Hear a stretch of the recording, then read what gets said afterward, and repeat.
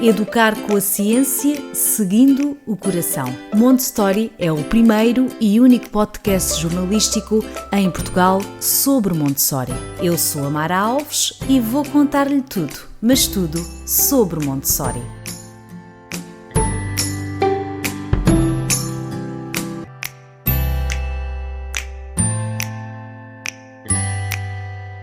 Olá a todos, bem-vindos a mais um episódio do Montessori. O tema principal do episódio de hoje é Montessori aplicada a séniores com demência.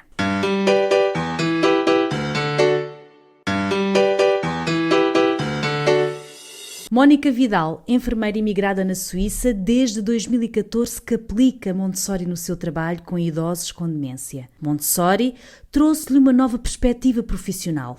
Criou recentemente o projeto Montessori 65+, com o objetivo em partilhar a sua experiência com a filosofia Montessori aplicada à terceira idade. Olá, Mónica. Olá, Mara. Obrigada por me abrir espaço para estar aqui a partilhar um tema que é tão importante para mim e que ao mesmo tempo é tão necessário ser falado em Portugal, principalmente. Sem dúvida. Mónica, já aqui falámos aqui no Montessori pelo menos 2 vezes sobre a aplicação de Montessori a idosos. Sei que para muitos que nos estão a ouvir isto pode ser uma novidade, mas na realidade Montessori pode ser aplicado a idosos, a crianças e a pessoas com demência. Não sei se também há outras patologias, mas pelo menos a demência, há muitos estudos sobre isso, podem pesquisar, porque a ciência já fala muito sobre o benefício que é aplicar esta filosofia a pessoas com demência. Se isto é uma novidade, ótimo. Se não é uma novidade, vamos falar hoje sobre este tema. Portanto, se tem interesse, se tem alguém na família com esta patologia ou se trabalha dentro desta área, então este episódio é mesmo para si. Mónica, vamos começar pelo início. Em primeiro lugar, uma enfermeira, não é? Formada em 2012. Como é que vai parar à Suíça? Vamos assim um bocadinho à memória. Exato. E como é que Montessori vai entrar aqui no caminho desta enfermeira? Estou muito curiosa para perceber todo este caminho. Olha, Mara, então a vinda para a Suíça foi algo muito natural, não é? Porque isso acontece ainda agora com muitos enfermeiros que são formados e eu não fui exceção. Eu e muitos colegas em 2012 emigramos e eu quando acabei o curso eu sabia que era esse o meu futuro. Então eu tinha família cá, por isso foi logo mais fácil todo o início do processo. E então quando cheguei cá comecei a trabalhar no mesmo ano e fui trabalhar para um estabelecimento médico-social, que são os chamados lares ou as estruturas residenciais para idosos em Portugal. E trabalhava num serviço com doentes com demência avançada, sobretudo e na maioria deles a doença de Alzheimer, que é a demência mais prevalente. E então o lar por onde eu fui trabalhar já estava um bocadinho nesta filosofia Montessori sem saber. Uma coisa que na altura me surpreendeu bastante foi que eu não trabalhava com uma farda, como trabalhava em Portugal, por exemplo. Os médicos não andavam de blusa como os médicos andam em Portugal, porque partimos do princípio que aquilo era a casa do doente e em casa nós não temos um enfermeiro a passear na sala de farda, nem um médico que chega à cozinha com uma bata, não é? Então, para que seja, Mónica, ao fim e ao cabo, para se cumprir o verdadeiro sentido do lar também, não é? Exatamente. Para que as pessoas se sintam como se estivessem no seu lar. Sim. Pronto, então a direção já era muito aberta a formas diferentes de acompanhamento e quando eles ouviram falar desta metodologia Montessori aplicada ao idoso, interessou-lhes bastante e então quiseram transformar o nosso lar num lar Montessori. Foi então proposta a formação a algumas pessoas. O objetivo era realmente que toda a gente fosse formada, mas teria que ser por etapas, não é? Porque eram bastantes colaboradores. Uhum. E o objetivo era que toda a gente fosse formada, desde o cozinheiro à senhora da limpeza, ao pessoal de enfermagem. Porque é assim também que, só aqui uma à parte, nas escolas Montessori, toda a gente que trabalha na escola e contacta com as crianças terá de ter formação Montessori. Aqui acaba por ser também ter essa preocupação, não é? Exatamente. Pronto, então eu fiz parte do primeiro grupo que foi formado em 2014. Sabia que conhecia Maria Montessori, mas também não conhecia a metodologia nem a pedagogia de uma forma muito profunda. Então eu ia um bocadinho às cegas, lembro que na altura também pesquisei qualquer coisa na internet e também não encontrei muita informação, mas pronto, vamos, não é? Eu ia para aprender e eu era uma recém-licenciada, não é? Eu trabalhava há pouco mais de um ano, então eu estava, era ali com a mente toda aberta, digamos Sim, assim. completamente. É verdade que eu reparei com colegas já com 30 anos de casa, por exemplo, que era mais difícil mudar hábitos, não é? E eles até podiam dizer, ok, é certo fazer assim, mas eu até já faço, mas não. Sim. Então, pronto, eu sabia, sim, eu estava ali pronta para ser moldada e isso acho que foi uma vantagem inicialmente. A formação inicial, ao início, a primeira parte é bastante teórica, para percebermos então todo em que assenta, exatamente, em que assenta tudo isto da filosofia Montessori e de que forma é que a podemos aplicar ao idoso, falarmos também um bocadinho mais concretamente o que é que são as demências, que tipos de memória existem, para percebermos de que forma é que realmente isto cientificamente pode acontecer. E também para perceberem, obviamente, porque é que os utentes têm determinadas reações, não é? Reações, exatamente. E então, eu lembro que quando começámos no primeiro dia, a segunda parte do dia, o formador nos perguntou então, o que é que vocês acham, o que é que isto está a mexer já convosco? Nós, sim, é incrível, não é? Aquilo era bastante formador, ao mesmo tempo bastante inspirador, não é? Mas era um bocado, sim, ok, isto é incrível, mas não sei se está a perceber que nós temos os doentes com uma demência mais avançada, então isto não vai resultar connosco. Era um bocadinho essa a ideia. Dizer, os nossos doentes são aqueles doentes. E é o que toda a gente diz, não é? Porque nós, no fundo, temos todos os mesmos doentes, temos todas as mesmas crianças, temos todos os mesmos problemas, enfrentamos todas as mesmas dificuldades. Então, sim, é possível. E isso depois nós constatamos quando começamos a aplicar. A formação acabou e no final, depois já houve uma parte prática também. Então, há todo aquele grupo de pessoas que estiveram dentro daquela sala, naqueles 2 dias, saíram para o mundo com uma motivação incrível, não é? E nós achávamos que íamos mesmo mudar o mundo, e íamos mudar e mudámos um bocadinho aquilo que era o nosso mundo. Então, a ideia era, durante todo um ano, conseguirmos aplicar aquilo que aprendemos, desenvolver alguns projetos, e no ano seguinte, então, voltaríamos a encontrar-nos com o formador. E conseguiram, esse ano o objetivo foi cumprido? Foi, sem dúvida, conseguimos muita coisa mesmo. Muita coisa. O que deu muita motivação, obviamente, para continuar então a formar as pessoas, não é? Lá no lar. Sim, sem dúvida, sim. As formações continuaram a existir todos os anos e o objetivo foi mesmo formar toda a gente e faz parte realmente da dinâmica da instituição.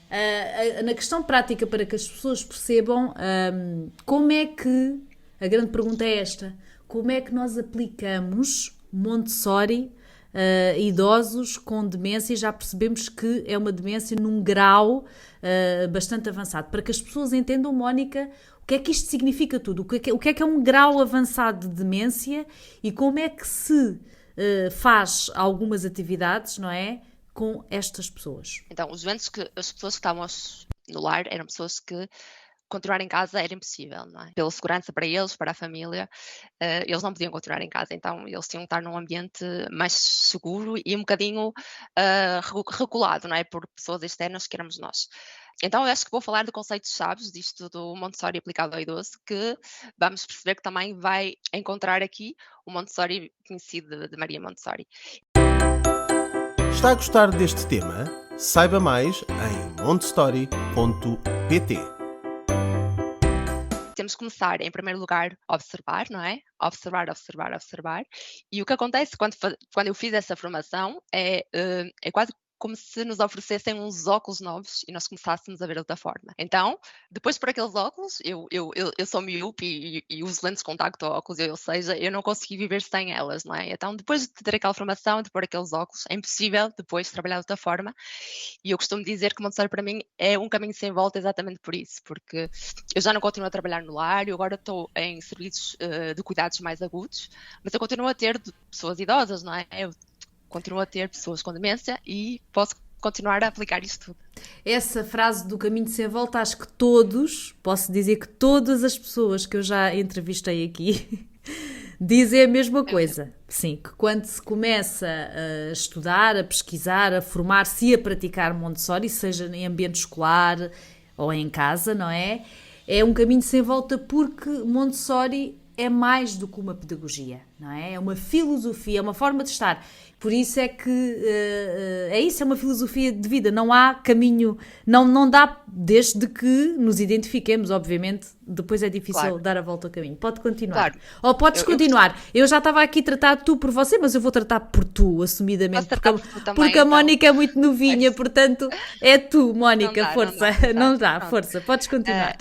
Pronto, então é observar. O que nós fazemos tradicionalmente, se calhar quando olhamos para uma pessoa com demência, é olhar e ver tudo aquilo que a pessoa já não é capaz de fazer, não é? Todas as limitações. E então estes talks permitem pôr de parte isso e olhar para lá da doença. Então o que é que nós vamos ver é imensas coisas que a pessoa é capaz de fazer. E então o que nós temos de fazer é olhar, ver estas capacidades preservadas, que é isso que nós chamamos em Montessori aplicado ao idoso, são as capacidades preservadas, aquilo que continua presente, e pegar nelas e trabalhar com elas. Isto no dia-a-dia, só para que se perceba aqui, por exemplo, o teu dia-a-dia, essas observações são semanais, são diárias, portanto tu anotas como é que é este processo aqui para que percebam como é que isto não é só olhar, não é? Estes novos óculos é como se a Mónica fosse uma pequena cientista, uma grande cientista, digamos assim. Portanto, como é que isto se processa na prática, para que entendam? Então, quando recebemos alguém novo no lar, o que nós temos que fazer então é adaptar-nos àquela pessoa, não é? Não ao contrário, não aquela pessoa que se adapta à estrutura. Então, nós vamos adaptar-nos a essa pessoa e começamos então por fazer exatamente essa listagem das capacidades que restam para conseguirmos perceber que atividades vamos poder fazer ou não com aquela pessoa. E essa observação...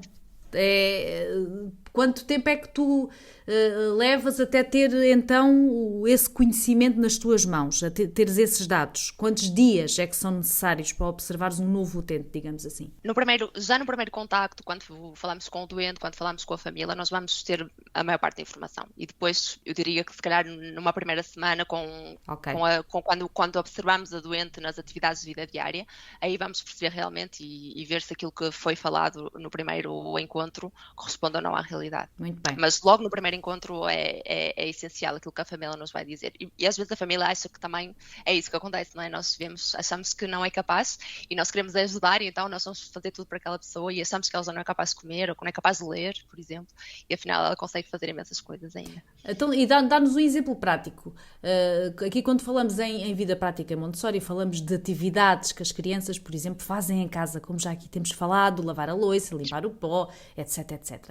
Aqui com estas pessoas, eu acredito que isto tenha a ver às vezes com o facto de se conseguir vestir, por exemplo, comer sozinha, de atar os sapatos. Isto é incrível como nós, há aquela frase que voltamos a meninos, não é? E é incrível como também na terceira idade, há coisas que temos que reaprender, coisas que fizemos a vida toda. Em crianças nós temos que reaprender para o resto da vida, digamos assim. E quando somos mais velhos temos que, às vezes, não é?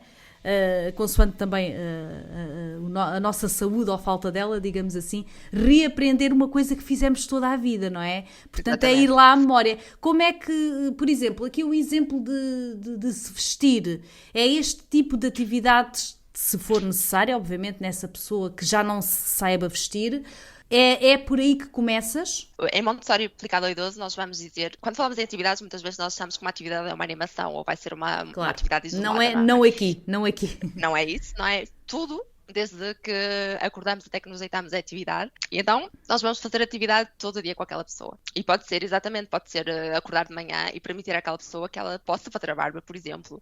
Ou permitir que ela abra as cortinas do quarto. Ou permitir, por exemplo, que ela ponha a mesa. E depois, o que nós vamos fazer então, observamos, não é? Percebemos as capacidades preservadas que estão presentes ainda, ou seja, para pôr a mesa, por exemplo, aquela pessoa, ela consegue pegar em objetos, ela consegue movimentá-los. Ela até pode estar numa cadeira de rodas, mas ela vai conseguir se movimentar na carreira de rodas e consegue pegar nos novos objetos e colocá-los. Ela vê. E então, o que é que nós vamos pôr? Vamos pôr os copos, os talheres, os pratos à disposição, ou até no armário, devidamente identificado, copos, pratos, para que a pessoa possa ir lá buscá-lo. E na mesa o que colocamos também estão aqueles sets de mesa, não é? Com o desenho do prato, que nós fazemos previamente. Isso também pode ser uma atividade, não é? Com as pessoas, de fazer as colagens, de cortar e de fazer os sets de mesa que elas vão usar. E então a pessoa, por ela própria, ela consegue pôr a mesa. Obrigado por ouvir este podcast. Clique em seguir para ouvir os próximos episódios. E isso faz-me já aqui pensar numa coisa. O tempo que é necessário para isto.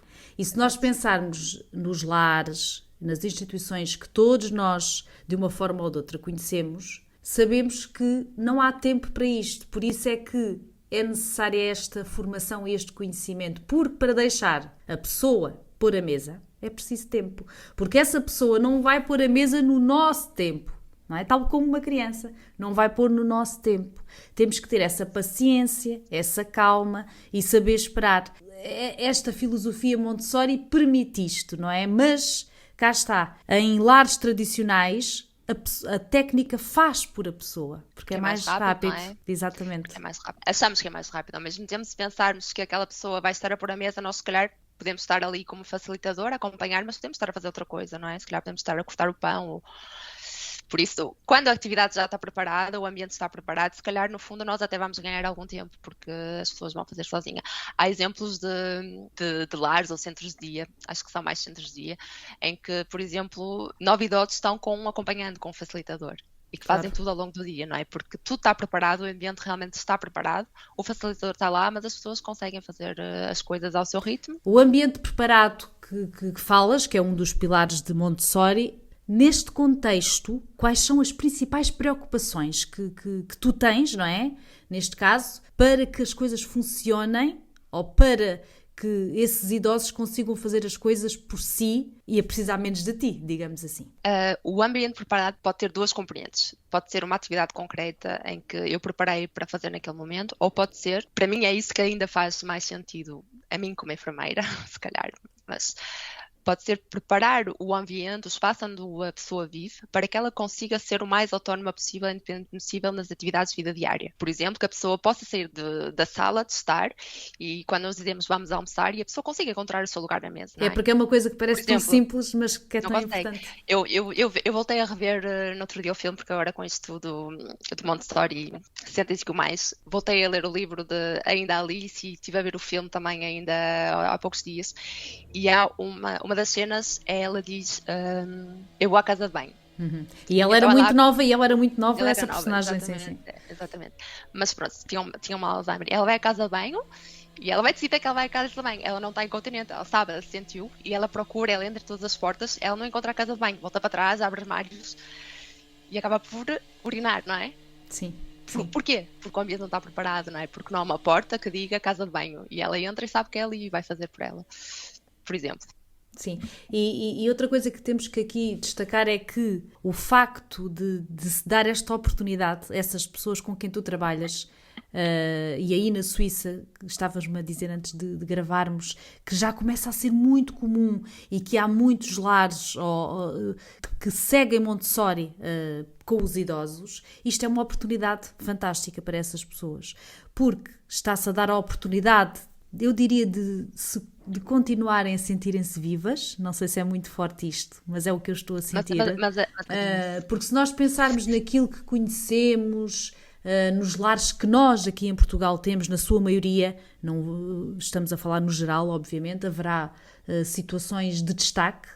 Se assim for e se estiverem a ouvir, envia-me mensagem porque eu quero... Sim, eu também adorava saber. Que eu adorava saber, e digam-me, não Mara, no meu lar não é nada disso, nós fazemos assim. Eu adorava ter esses testemunhos, portanto, se tiverem, enviem-nos, por favor, esses testemunhos positivos de lares de idosos que têm tempo para o idoso, que o deixam ser, que o deixam fazer as coisas, porque isto é uma oportunidade única. Achas também que, obviamente, que isto vai, as pessoas que têm esta oportunidade, a sua autoestima, tu notas que quando eles chegam, provavelmente vêm um bocadinho abatidos, não é? Porque vêm de uma outra situação. Claro. E depois quando sentem que são capazes, estas pequenas coisas, temos que pensar que isto para nós são pequenas, mas para estas pessoas grandes conquistas. Tu sentes que há ali uma diferença depois na disposição deles, no estado de espírito? A independência, a autoestima, tudo isso faz parte das necessidades básicas humanas, não é? E nós, um bocadinho nos cuidados tradicionais, esquecemos isso e pomos as necessidades fisiológicas à frente de tudo o resto. Temos em conta o resto também, mas vem em segundo plano, e Montessori vem exatamente trazer as necessidades psicossociais para a frente e dizer, não, nós estamos aqui também. E depois elas vão agir em conjunto com as necessidades fisiológicas. Eu tenho alguns exemplos. Eu coloquei por acaso um exemplo há pouco tempo no Instagram, que era de um senhor que recusava tomar os medicamentos. E isto é um exemplo que acontece. Todos nós sabemos, não é? Eu vi. Quando falamos em doença de Alzheimer, como é que é um doente com Alzheimer? É agitado, deambula, fica agressivo, é apático, deprimido. É só um bocadinho das coisas que saem quando perguntamos então o que é Alzheimer, ou como é que é a pessoa com Alzheimer. Mas porquê é que ela é assim? Esta é a pergunta também central que temos de fazer. Porquê que ela está agitada? Porquê é que ela está agressiva? E eu penso, se agora entrasse alguém aqui na minha porta e me dissesse, Mónica, toma lá os teus medicamentos, eu dizia, o quê? Aliás, esse exemplo, se quiseres aqui dizer exatamente o que esse post tinha, porque é mesmo muito importante, eu recordo-me, isso foi há cerca de uma semana. Se quiseres, se te lembrares, obviamente, reproduzir esse diálogo do que como a maioria das pessoas fazem, não é? E como em Montessori se faz a abordagem, por exemplo, para que um idoso com demência tome os seus medicamentos. Pronto, isso é os medicamentos, mas pode servir para qualquer outra coisa, para um passeio no jardim, para comer, por exemplo. As pessoas vão dizer não e nós dizemos, pronto, não. São os problemas cognitivos que estão a falar, não é? É a demência que está a falar. E se calhar não é assim, se calhar é só a natureza humana, porque eu, Mónica, sem Alzheimer, se me falassem assim comigo, uma pessoa que eu não conheço de lado nenhum, eu também, se calhar, ia ficar agressiva, não é? Agitada. Então, aquela publicação, eu falo em mim, porque aquela situação realmente aconteceu comigo, e é chegar... E depois é assim, há muitos doentes que não vão colocar problemas e que nós vamos chegar e vamos aos medicamentos e eles vão tomar. Mas depois há aqueles doentes que se vão um bocadinho manifestar, não é? Então eu tinha uma doente que acontecia isso, que a hora de tomar a medicação era sempre um problema para nós, equipa de cuidados para a doente, e depois para todos os outros que estão à volta, não é? Se a família estivesse presente, se os outros residentes estão à volta, iam perceber também essa agitação. E então, se eu chegar à beira da doente e disser tenho que os medicamentos, o que ela vai dizer é, mas quem é que és tu para me estar a dar os medicamentos? Eu nem tomo medicamentos, ela se calhar até acha que tem 40 anos, não é? Eu não tenho doenças, não tomo medicamentos, e quem és tu para me dar esses medicamentos? Então, vamos reformular, e eu sempre que chego à beira da doente, eu vou-me apresentar quem é que eu sou como pessoa. Olá, eu sou a Mónica, e o que é que eu faço aqui? Eu sou enfermeira neste lar, e eu venho para dar os medicamentos. Em primeiro lugar, eu apresento-me, sempre, e depois eu vou dar à pessoa o controlo pela vida, não é? Eu vou dar-lhe a possibilidade de escolha, que é assim, dando escolha, que nós permitimos à pessoa sentir que tem controle pela própria vida. Então, mas eu quero que ela aceite tomar os medicamentos, não é? Então eu não vou dizer, quero tomar os medicamentos, ela vai dizer não é? Então vou dizer, quer tomar os medicamentos agora ou depois do almoço? Quer tomar os medicamentos com esse copo de água ou prefere que eu lhe faça um chá? Quer tomar os medicamentos aqui ou prefere ir ao jardim? E ela vai me dizer, mas ela era um bocadinho, ela dizia assim, eu quero tomar, eu tomo aqui, mas que medicamentos são esses? Como é que sei que são os meus? Então o que nós fizemos foi preparar o ambiente, não é? Para que as coisas aconteçam de forma natural, e nós preparamos, era exatamente a lista de medicamentos, o papel que nós utilizávamos para nós prepararmos os medicamentos dela. Nós dávamos aquela folha, era uma tabela simples que tinha todos os medicamentos que ela devia tomar àquela hora do dia, a dosagem, e nós dávamos os medicamentos no invólucro. Muitas vezes eles são dados ao doente já fora do invólucro, porque eles só têm que tomar. Então dávamos o medicamento no invólucro, que ela própria, ela via o nome dela, a data de nascimento, estava assinado pelo médico, exato, o médico assinou, não é? O médico também é aquela figura com mais autoridade, e ela própria confirmava então o medicamento, o paracetamol, 500 miligramas, está aqui escrito, vou tomar. E ela tomava. E o momento de tomar a medicação, que era um momento sempre de, se calhar, de ansiedade para todos, para nós, para ela, passou a ser um momento natural do dia a dia, não é? Sim, porque também isto aqui que exemplificaste, sobretudo é com respeito, não é? Exatamente. É uma comunicação respeitosa, em que tu te apresentas, em que tens o cuidado de mostrar a lista dos medicamentos, se for necessário. Portanto, isto é tudo, sobretudo, na base do respeito e ter a noção, porque às vezes parece que nos esquecemos que o idoso é uma pessoa. Às vezes parece que o idoso já não tem vontades, já não tem gostos, já não sabe nada. Portanto, a gente é que decide o que é que ele come, o que é que ele veste e o que é que ele vai fazer hoje. Reflitam um bocadinho sobre isto. Será que isso mesmo, é refletir um bocadinho sobre isto? E realmente temos que ter presente que exatamente, nós fazemos escolhas. E quantas escolhas é que nós estamos a roubar aos nossos idosos e quantas escolhas é que nós vamos fazer por eles, não é? Eu falo muitas vezes do pequeno almoço, eu adoro tomar pequenos almoços, é assim, aquela minha refeição preferida. E era uma coisa que me chocava um bocadinho quando eu comecei, era que nós tínhamos uma lista que era feita com a família, muitas vezes, qual era o pequeno almoço preferido da pessoa. E se eu dissesse que eu adorava tomar um café com leite e um pão com queijo, pois bem, que até o resto da minha vida eu ia tomar todos os dias um café com leite e um pão com queijo. Porque foi recolhido com a minha família que eu, sim, ok, mas porque eu até posso, se calhar... Sim, nesse dia apetecer-lhe outra coisa, não é? Claro, mas eu até posso todos os dias, depois se me derem a escolha, eu escolher, mas deem-me essa possibilidade de eu escolher também, não é? Deixem-me ser ator da minha vida, porque ela é minha também, ainda me pertence. Às vezes, e só dizer aqui uma coisa que não resisto em dizer, às vezes temos muito esta bandeira, não é? De cuidar dos idosos. O que é cuidar dos idosos? Não é só... É o que tu disseste há bocadinho, não é? As necessidades fisiológicas mais básicas, o comer, o dormir, o mudar a fralda, não é? Mas não é só isto. Tal como na criança, não é só isto. Porque a pessoa está ali, merece respeito. Não podemos resumir a terceira idade a atividades já pré-concebidas porque as técnicas assim decidiram. Eu peço desculpa se vou ferir suscetibilidades, mas eu tenho que dizer isto. Porque em muitos lares, que eu sei que a grande maioria faz um trabalho, quero acreditar, não eu sei, eu quero acreditar, que fazem um trabalho o melhor que podem fazer devido a todas as condições que têm. Mas será que aqueles idosos que ali estão com 80 e que têm realidades de vida diferentes, será que às vezes querem participar naquelas atividades que são tão divertidas para as técnicas? É só isto que eu quero que pensem. Porque nem todos os idosos, se calhar, eu penso isto para mim. Eu vou ser uma idosa que vou detestar o carnaval, porque eu não gosto do carnaval agora. E vai ser agitada, e vão estar medicação porque está agitada e agressiva. Exato, porque eu não vou querer que me mascarem, porque eu não tenho esse gosto, é um exemplo. O que eu quero que pensem é, será que tantas atividades que vemos são pensadas para o idoso? Será que estão a pensar em realmente quem são aquelas pessoas que estão naquele lar? Ou são atividades tipo que os outros também fazem e foi tão giro e vamos fazer? Quando o idoso ainda tem noção de quem é, isso deve ser terrível. A pessoa pensar, quer dizer, eu estou aqui e esta pessoa vai decidir tudo aquilo que eu quero, que vou comer e que vou vestir, etc. E mesmo quando a pessoa não tem noção, será que não merece esse respeito? Claro que merece. E mais do que isso, nós estimulando a escolha, estimulando a pessoa a fazer por ela, nós vamos fazer com que a perda aconteça de forma mais tardiva. É esta tal memória dos procedimentos que é possível aprender ainda quando somos idosos e quando temos problemas cognitivos, não é? Podemos, por exemplo, são coisas simples, mas é aquele exemplo que eu dei há pouco, de conseguir ir para a mesa sozinho, conseguir pegar no elevador, eu tinha esse exemplo, e conseguir encontrar o quarto da pessoa. As portas são todas iguais e temos 10 quartos seguidos com as portas brancas. Como é que o doente não vai entrar no quarto de outra pessoa? E depois dizemos, foi à casa de banho e entrou no quarto da senhora.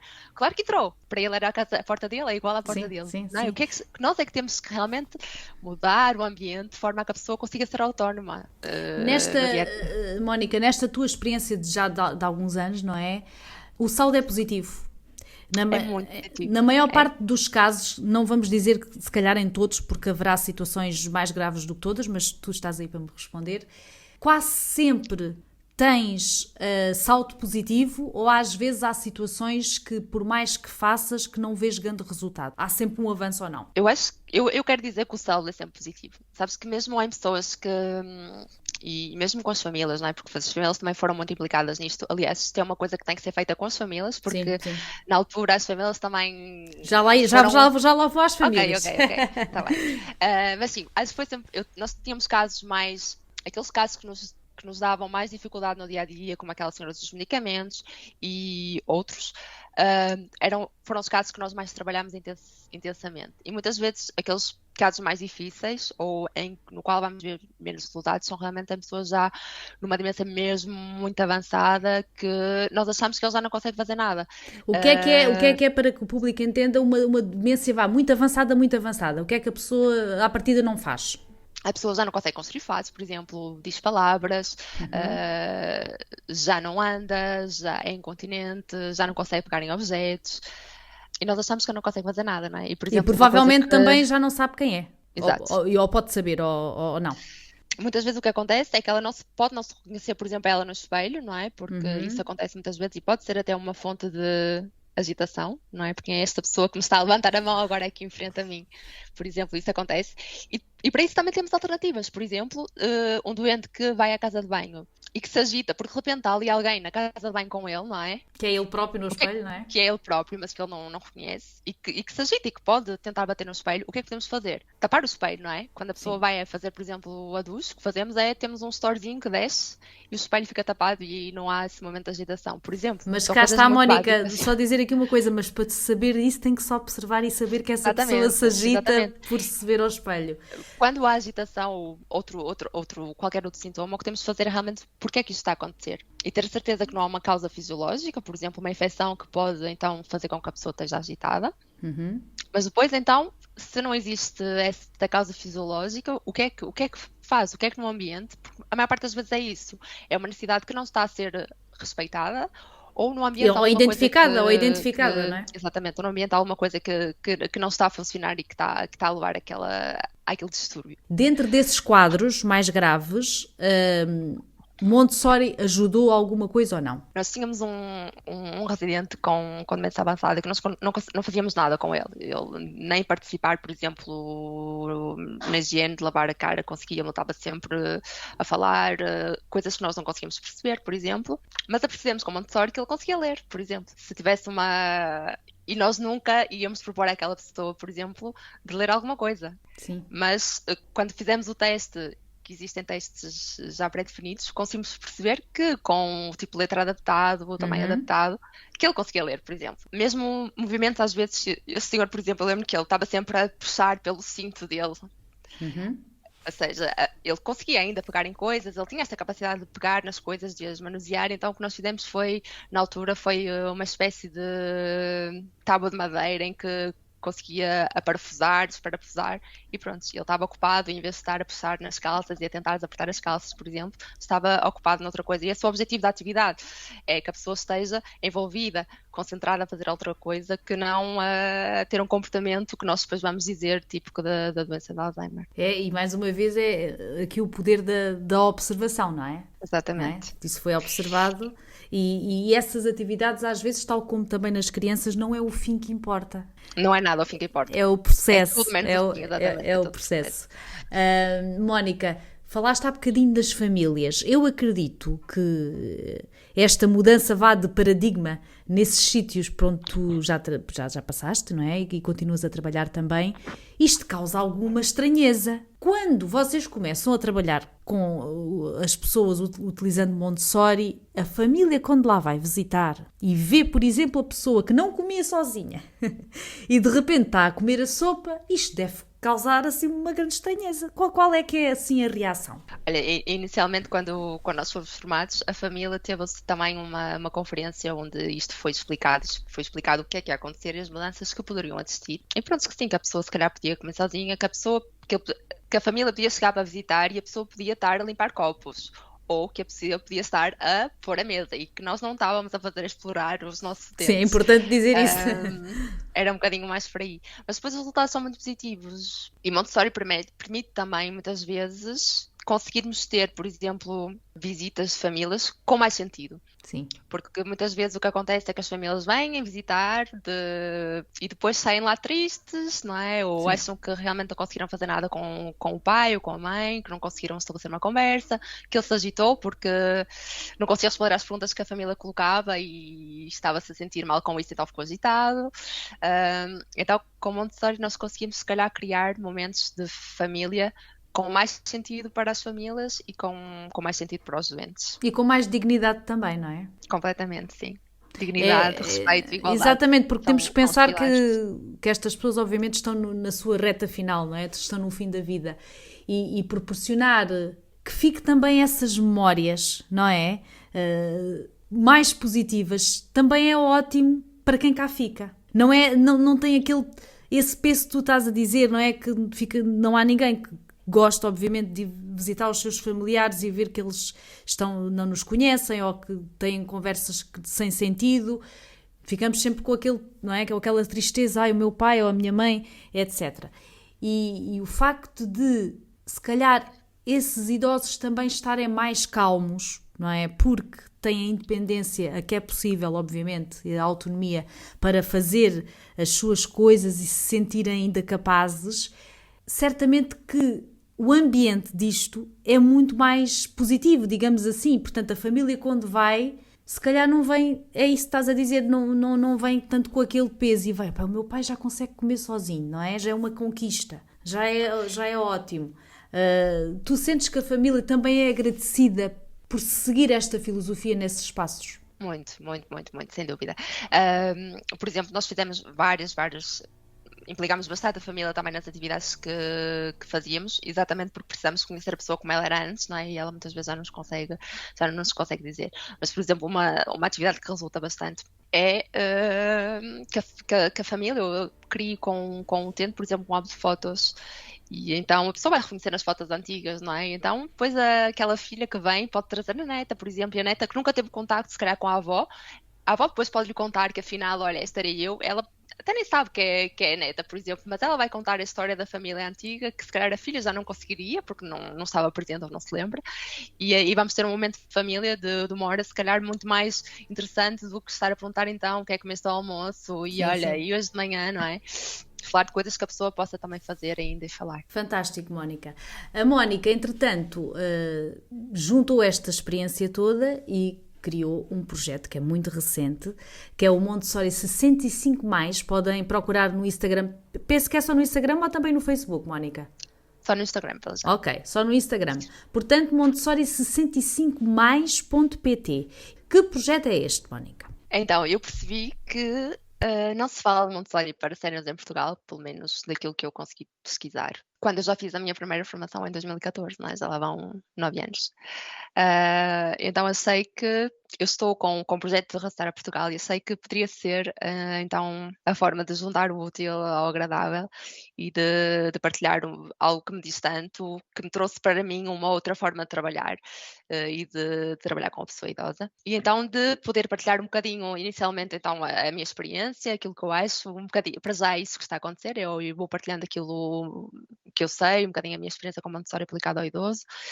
O objetivo é ver um bocadinho a receptividade que existe em Portugal e então, quem sabe, mais tarde conseguir então também fazer algumas formações na área para pessoas que estejam interessadas e que trabalham com idoso ou cuidadores no geral, famílias. Muito bem, então, se trabalha em alguma instituição ou é diretora de alguma instituição e quiser trazer esta filosofia para o espaço onde trabalha, é contatar a Mónica. Famílias que tenham dúvidas também o podem fazer. Dúvidas mais práticas, penso que a Mónica também está disponível para isso. E aqui o grande objetivo é divulgarmos que isto existe e que é possível que os nossos idosos, e um dia seremos nós, tenhamos a oportunidade de ser mais independentes, mais autónomos e que acabemos a nossa vida, digamos assim, com mais dignidade e respeito. É disto de que se trata aqui o Montessori aplicado a idosos com demência.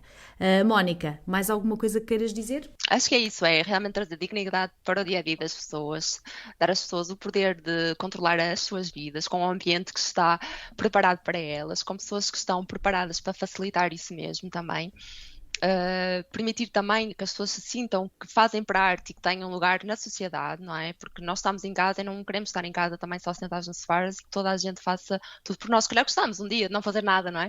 Mas sempre não queremos. Então, permitir que haja esse lugar na sociedade, então sim, permitir que as pessoas sejam implicadas nas tarefas de casa, por exemplo, e depois, mais para os profissionais, sobretudo para os profissionais, mas também para as famílias, se calhar, aproveitar esse conhecimento que o Montessori nos traz para ultrapassar as situações de crise, não é? Como situações de agitação e as mais difíceis, não é? Tudo mais. Exatamente, esses momentos mais difíceis. Não só incluir nas atividades, não é só o dia-a-dia que tudo corra bem, não é? Mas aproveitar esse conhecimento e então utilizá-lo para ultrapassar situações de crise e que nós achamos que fazem parte da doença e que às vezes achamos que a única solução é dar um comprimido a mais, não é? Para acalmar. Se calhar existe mais a fazer para além disso. E tudo começa no tempo, não é? Ter tempo para observar, ambiente preparado e mudar aqui um bocadinho também a forma como vemos a terceira idade. Mónica, Foi um gosto ter-te aqui. Quanto a nós, vemo-nos no próximo mês. Não se esqueçam de passar nas nossas redes sociais, montestory.pt, no YouTube, no Spotify, e se este episódio fez sentido, partilhe. Obrigada e até para o próximo mês.